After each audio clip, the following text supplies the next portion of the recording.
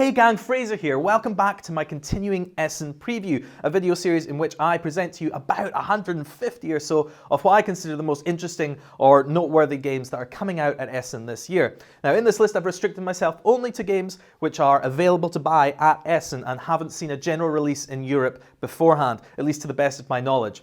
If you're watching on PC, remember we've got a lot of games to get through, so consider increasing the speed of the video playback if you'd like to increase the speed of delivery. But without any further ado, let's get to the next game. I'm going to tell you everything I know about HMS Dolores. This game is a distillation of the prisoner's dilemma, which is a mechanism that's used in quite a lot of games. In this instance, it's really the entire game. The deck of cards that you play with has all the cards have a value of 1 to 3.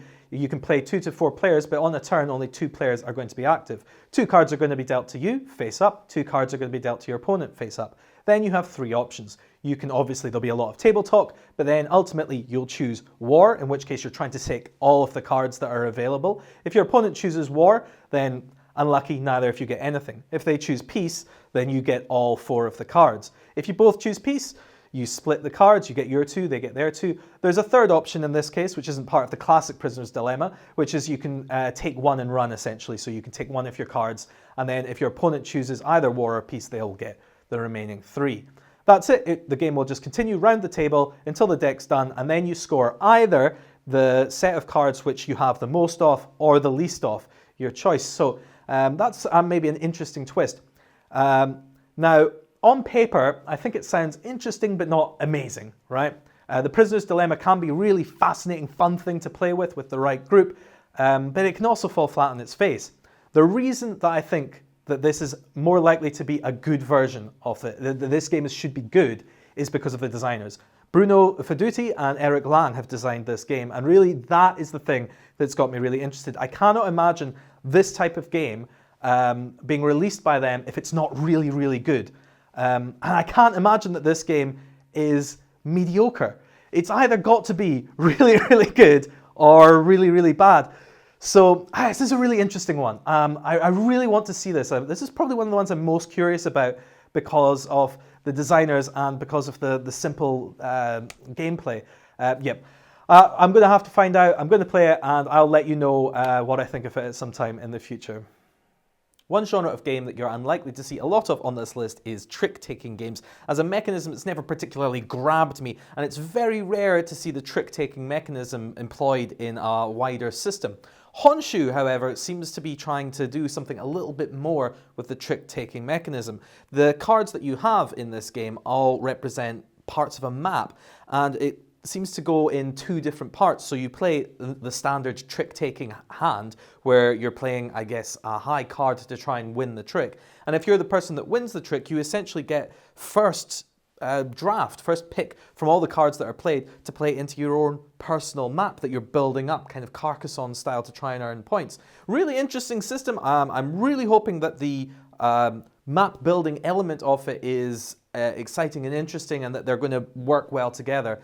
One of the very few trick-taking games that I've ever seen that's actually made me think that, you know, there's a little bit more going on there. I might actually like to try it out. So I'm looking forward to seeing this one. From Tiki Editions is yet another party game. A lot of these out there at the moment, but this one looks like its twist might be worth trying. In this instance, you're giving clues to a group of your friends to get them to guess, you know, a movie or whatever, standard fare. The twist is that you're trying to get all of them, bar one, to not get what you're trying to convey. So you're trying to give vague, weird clues in the hopes that at least one person gets it, but that everyone else doesn't. I imagine that that's going to end up with you giving some really weird, interesting clues and doing some really weird stuff to try and get as few people to get it as possible. I really think this could work out quite well, so I'm looking forward to seeing how it works in action at Essen. Inish is one of the games I am most excited about picking up this year at Essen. I already have a space for it on my shelves right next to the other 2 games in the Matago big box line, Kemet, Cyclades, and now Inish. And if it's on par with those 2 games, then it's got a shot at being one of my favorite games because those other 2 definitely are. I just absolutely love them, and Inish looks to be a similar kind of experience, a similar level of quality of game. Looks beautiful. As we'd expect from Matago, the production quality is absolutely beautiful. Different sculpts for all the different factions. The tiling system looks absolutely gorgeous. I think the map just looks wonderful. Lots of modularity, lots of different mechanisms working together in a kind of gorgeous blend of Ameritrash and Euro sensibilities. In this game, there's lots of warring and blood, but you're not necessarily going to want to wipe out everyone else from the board, because to get some of the area majorities, which are very, very useful in the game, you actually need a sizable number of people in an area. So you won't necessarily want to slaughter everyone. Lots of interesting card play and card powers and things like that. I'm really looking forward to this. One of the things that really interests me about it is that it's a Celtic theme as well, and that is a theme that is severely underutilized, I think, in the board game industry. I would point out that it seems, from what I've seen, specifically Irish rather than generally Celtic, if that matters to you. I'm a Celt, so it does matter to me. But the artwork is also absolutely beautiful. And it's so unique as well. It's so, I mean, it just doesn't look like any other board game I can think of. That art style is just wonderful. I certainly enjoy it quite a lot. And you may or may not be aware that this artwork is actually being commissioned from Jim Fitzpatrick. And if you don't recognize that name, you'll certainly recognize his most famous piece of art, which is this. That's right, he did the iconic image of the lead singer of Rage Against the Machine. So fascinating that they got him to do this work. And I think it was definitely something that was worth doing, because it looks beautiful. There's just everything. It has everything going for it. It has a really high chance of being one of my favorite games. I'm hoping. I haven't played it yet, so I don't know, but I'm hoping. It'll definitely be in my bags on the way back from Essen. So yeah, Inish. Insider is another party-ish game. This one looks really interesting, though. It's a kind of blend of a number of mechanisms from different games put together. In this one, you essentially have one person called the Master that either selects a word or writes a word down. It's the secret word. And then the rest of the group have to essentially ask yes or no questions to try and guess what the word is underneath that bit of paper. Sounds simple enough. However, one person is the insider, and they've secretly looked at the word. And it's important that they guide the group secretly to make sure that they actually get the word within 5 minutes. If the group manages to actually guess the word in 5 minutes, then everyone has a chance at winning. If you don't, then everyone loses. So the insider really needs to make sure everyone guesses the right word. However, after everyone's guessed the right word, there's then an allotted time period where the rest of the group, the person that was the master that chose the word, and everyone basically has to try and guess who they think the insider is. If they guess correctly, then they all win, and if they guess incorrectly, the insider wins alone. Really interesting. I think that this could really, with the right group, be a really interesting experience. I'm hoping to try it out, and I'm hoping to bring a copy home with me. I think I'll really enjoy this one. Okay, Jolly and Roger seems to have quite a few interesting mechanisms going on. It seems to be a fairly quick two-player game that starts with an I split and you choose mechanism, where a couple of cards are drawn randomly, and one of the players will split them into two sets. The opposing player will pick which set they want, leaving the other player with whatever is left. Then you're playing this almost pseudo-like battle line type game, where you're playing your crew, your pirate crews, out onto these different ships. They're color-coded though, so the red pirates have to go onto the red ship and the yellow pirates have to go onto the yellow ship. And whoever has the biggest power of crew basically puts their captain on that ship. And any further crew that they play onto that ship means they can start stealing gold from that ship. Now, from that explanation, you should probably realize there's actually a bit of depth here, considering how you're going to start splitting those draws at the start of the game. If someone's got control of the red ship, then there's quite a few red cards out there. What are you going to do? How are you going to split that up to make sure that you get what you want from that split? I think that there's real potential for this. I think this could be a really interesting back and forth game where you really get into the headspace of the other player. I'm really looking forward to trying this one. I hope it works out as I'm expecting it to, but we'll have to see. A lot of Viking-themed games being released at the moment, and I was incredibly surprised when I saw Jorvik, looked into it, and found out that it's actually a re-implementation of an old Stefan Feld design, Der Spiekerstadt, which is a fantastic game. Really, really love Der Spiekerstadt. It has this incredibly interesting worker placement mechanism. It's more like bidding, really, where you can put your workers onto a card that you want to buy, and anyone else that comes to you after it is effectively increasing the cost of that card for you. So if you've got 2 other players' meeples behind you in line for that card's going to cost you 3 coins. If you choose to pass, then the next person in line gets to pick if they want to have it or not, and it'll cost them 2 coins because there are 2 people in line for it. Really interesting design. So in the original game, you were playing warehouse owners in the 1900s in Hamburg. I think that's right. It was pretty themeless, but you were, you know, trading goods and trying to build up your warehouse and avoid fires from spreading and things like that. And I liked it. I thought it was fantastic. This new one has you as Viking Jarls, where you're building up the town of Jorvik, which later became York, and is just down the road from where I'm recording this just now. So you're doing things like putting on feasts and trying to fend off attackers and recruiting craftsmen to build defenses and soldiers, and you're still trading goods and things like that. But I think I'll probably be able to get people to play as Viking Jarls building up York more easily than I will be able to get people to play as Hamburgian warehouse owners. So I'm looking forward to it. Now, interestingly, this game that you're going to be able to buy actually has 2 versions. The base version is just like the Spiekerstadt, the base game, and there's an advanced version in the box which is like the Spiekerstadt with its expansion, which I've never played. So yeah, I'll probably end up picking this up because I loved the original game, never got to play with the expansion. The theme's probably going to be more accessible for more players, I think. So yeah, I'm really looking forward to this one. I really love building games, dexterity games where you get to build towers and things like that. A big fan of Bandu, which is a game I still play quite a lot of. Junkart this year is getting its European debut at Essen Spiel, and this looks fantastic. I think it's already available in North America. I'm not sure about that.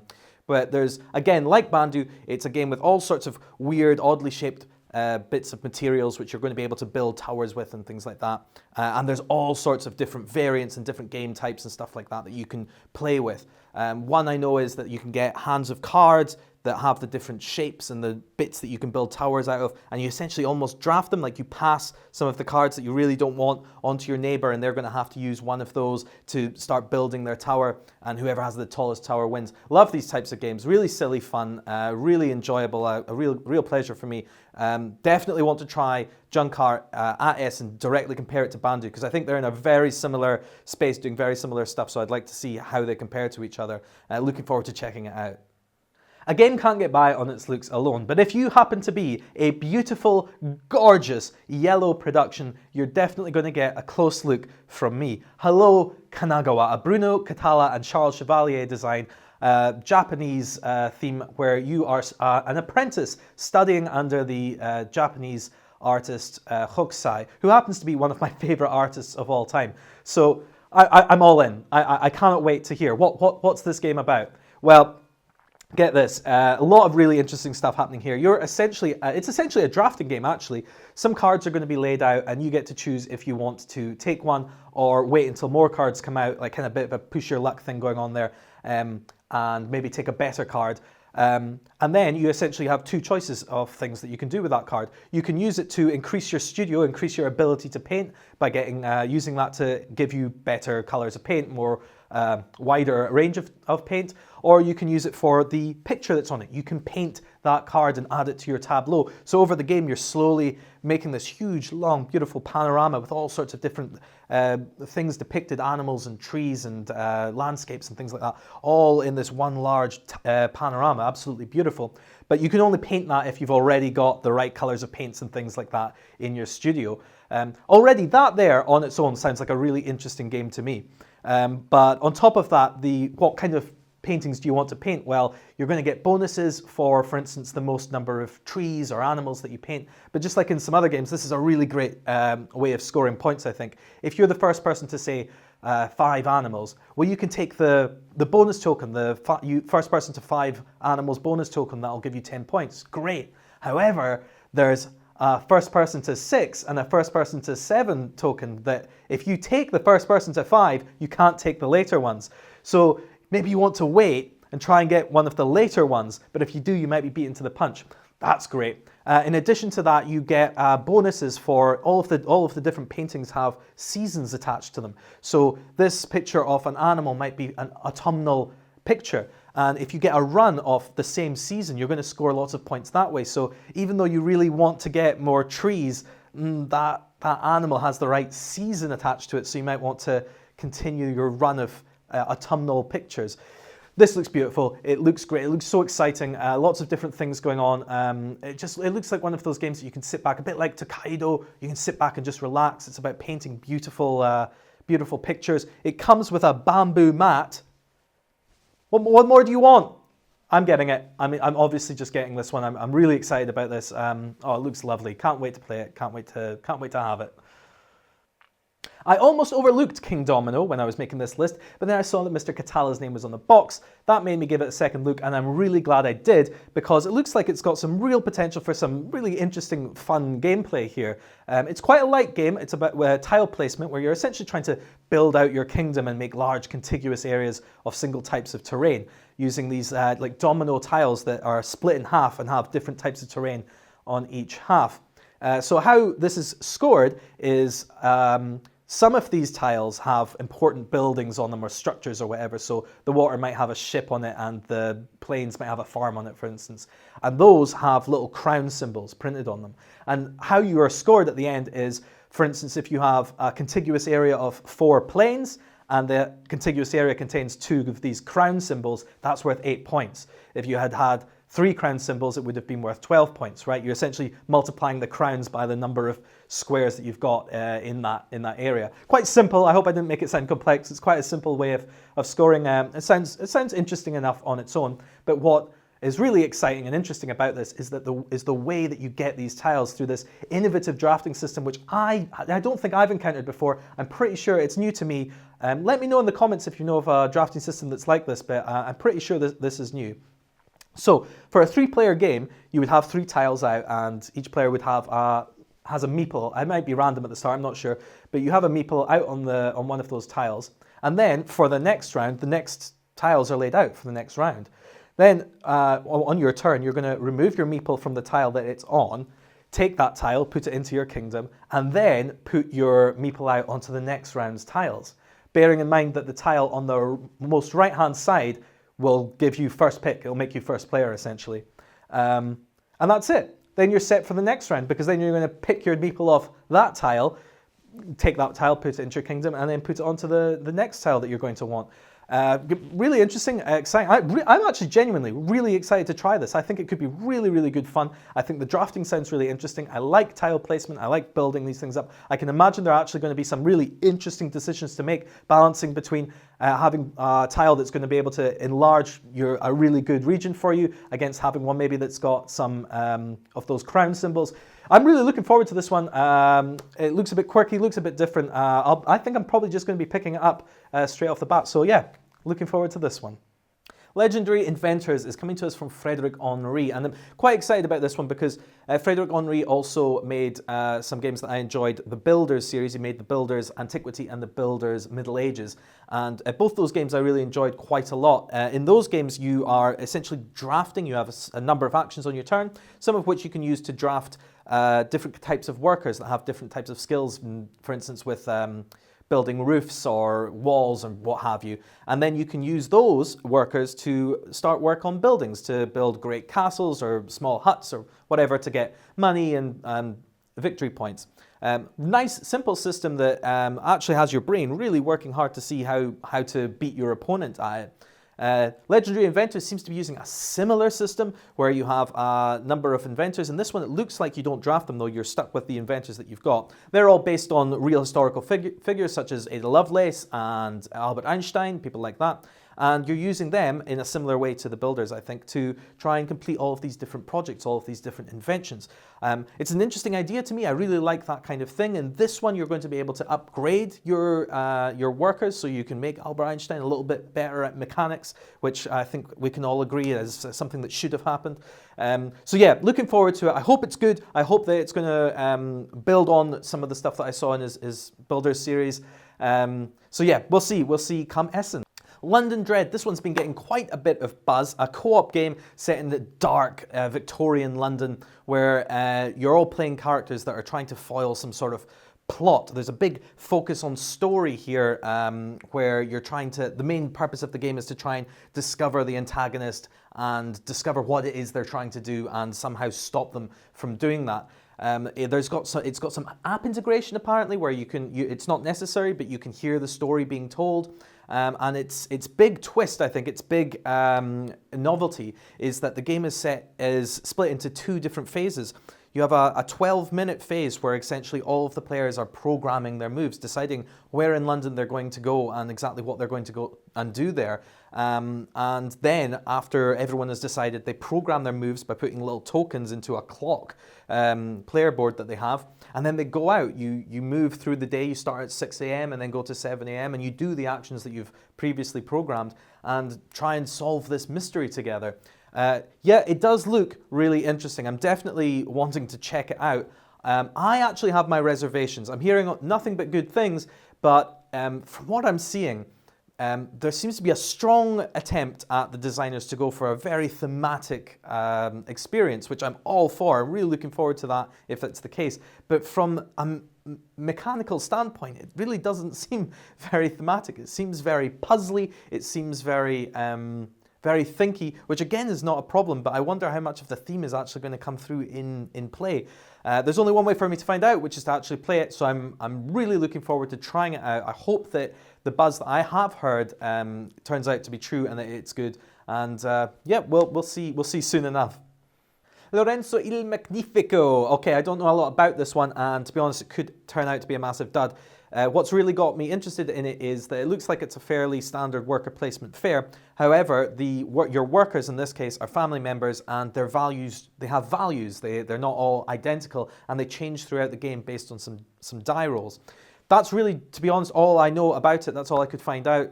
If it turns out to be just rolling dice and using the values of dice as workers, that's not particularly novel. But I'm going to go and find out, and if it's any good, I will let you know.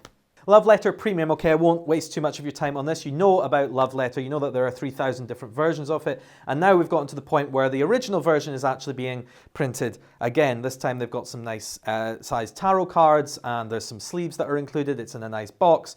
Is it really necessary?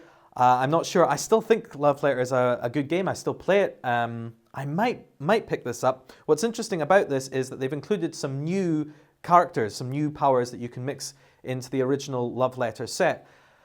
The original Love Letter was pretty well balanced, pretty tight game. I don't know if these new characters will blend well with it or not. I'm going to find out. But there we go, Love Letter Premium. Who would ever have guessed that we'd have seen this in 2016? Macroscope. Okay, here's a cute little idea. So in this you have a box that has lots of holes punched into it, and you cover those holes with some tokens. Then you put a line drawing, secretly put a line drawing in underneath it, so none of the players know what this line drawing is of. On your turn, you roll some dice, and you take off the tokens that match those dice, and you see if you can work out what the picture is based on how many, on what's been revealed so far. Obviously, you probably won't be able to from the 2 tokens that you've taken off, but maybe the next player will, because 4 tokens will have been taken off. And you just play for 10 rounds, and the person with the most points wins. Simple, fun little idea, probably great with kids, probably great with people that have childlike minds, like me. I think I'll probably really enjoy this. Probably the kind of game that you get sick of quite quickly, but I'm really looking forward to having a game or 2 of this. I think it could be quite good fun. Maigo Neko is Japanese for stray cats, and in this game, it's sort of a deduction game. You're playing a poor stray cat looking for its house. You're moving through a series of cards, essentially, trying to visit different houses.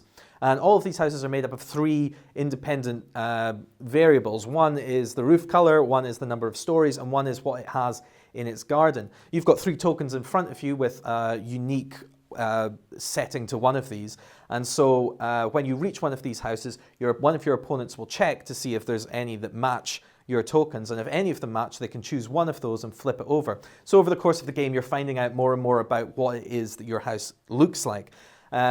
Cute idea, really nice idea. To be honest, one of the main reasons this is on the list, and one of the main reasons I'd like to see it, is just because it probably has the single cutest component I've ever seen in any board game ever. I really want to touch one of these little Neko tokens that's moving around the board. Possibly good gameplay too, though, but I don't care. I just want to touch the fuzzy little fuzzballs. Martians, A Story of Civilization is another one of these big Euro games that's being released this year. A very similar theme to Terraforming Mars, which is also on this list. In this instance, though, Martians, A Story of Civilization, we're talking about a slightly larger game, and a game that can be interestingly played as a cooperative or competitive game, as everyone's trying to essentially terraform Mars by doing things like acquiring resources. It's got a lot of worker placement. Interestingly, in this game, a big part of the mechanisms in the game is not just the number of workers you have, but how much time you have. So while some actions will take workers and time, other actions you just need to send workers to them. It's quite an interesting mechanism. The board is dominated by these tile set, which essentially shows the underground of Mars, which you can use an excavator to go and try and burrow in and get resources out of there. You can start building an engine by putting out wind farms and solar panels, things like that, to try and acquire energy. Each round you're trying to make sure that the populace is fed and that they're healthy and that they've got enough oxygen to survive. Lots and lots of different stuff you've got here. Tech trees, and you can acquire new specialists and advisors to help you. Loads going on. Really, really interesting looking stuff. I do really enjoy this theme. Definitely going to see if I can get a little bit of a demo of this one. I can imagine really, really enjoying this. I'm not sure this kind of game will work necessarily, both competitively and cooperatively, but I'm really looking forward to trying it out and seeing if it does. That's Martians, A Story of Civilization. I'm always interested in trying whatever's new and interesting at Essen every year, and this must be one of the most novel, weird combinations that I've seen for quite a few years.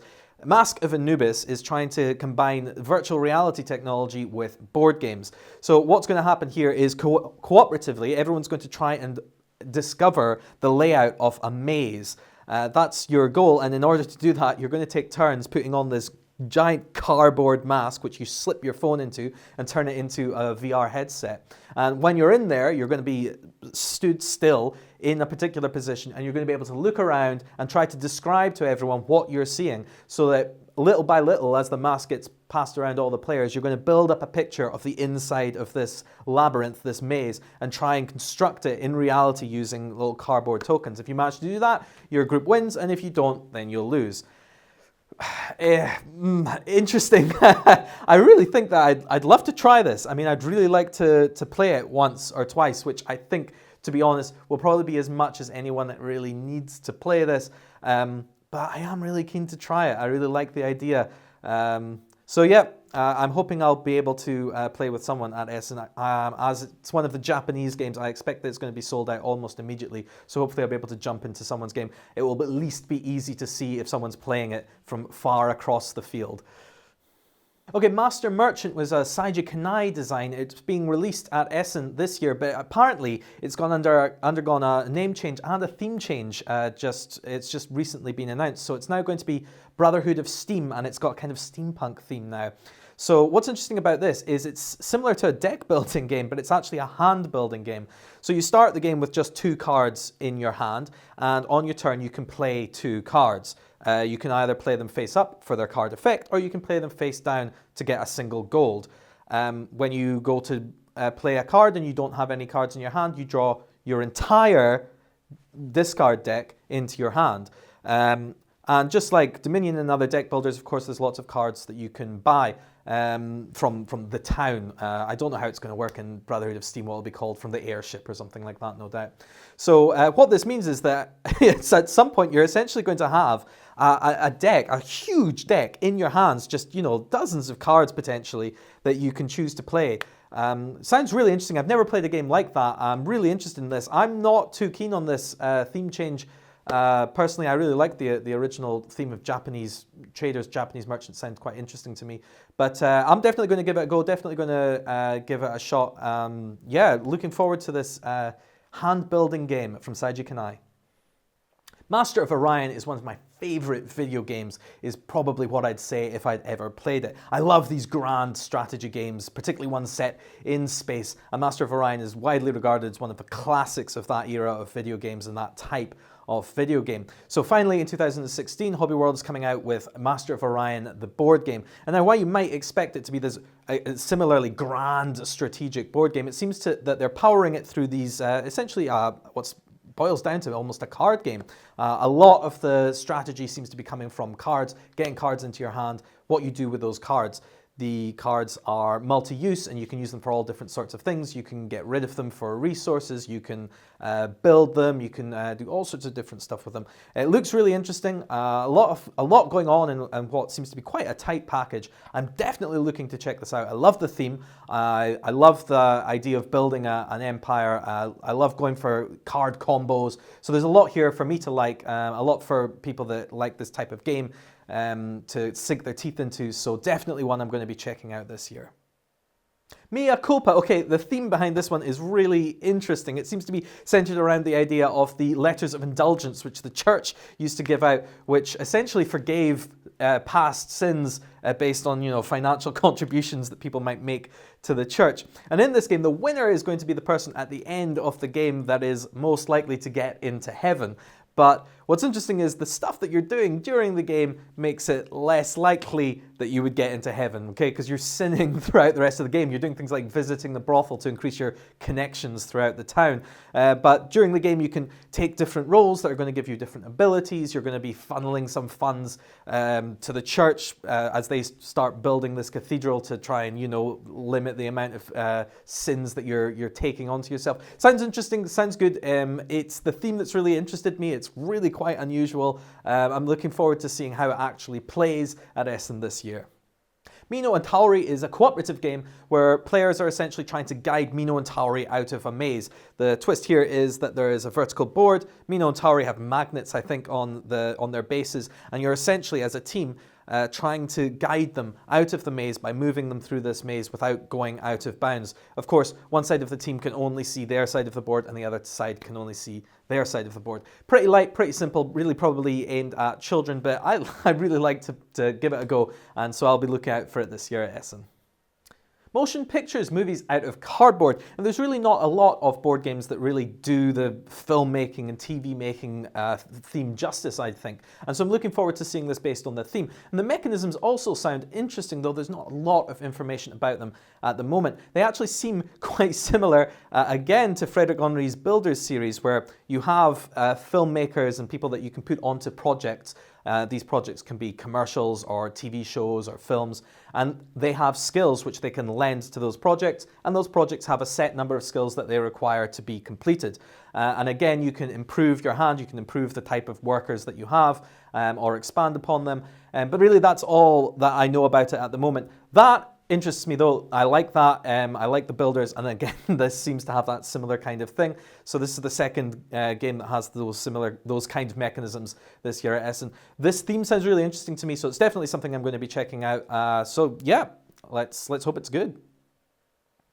Well, it seems to me that Mystic Vale has just been released. It still seems like a brand new game to me. In fact, I've only played it once so far, but there is an expansion being released here at Essen this year. It's adding new cards and some new powers. So for instance, there are now, when you buy cards, there are powers that can activate on those cards as soon as they're bought.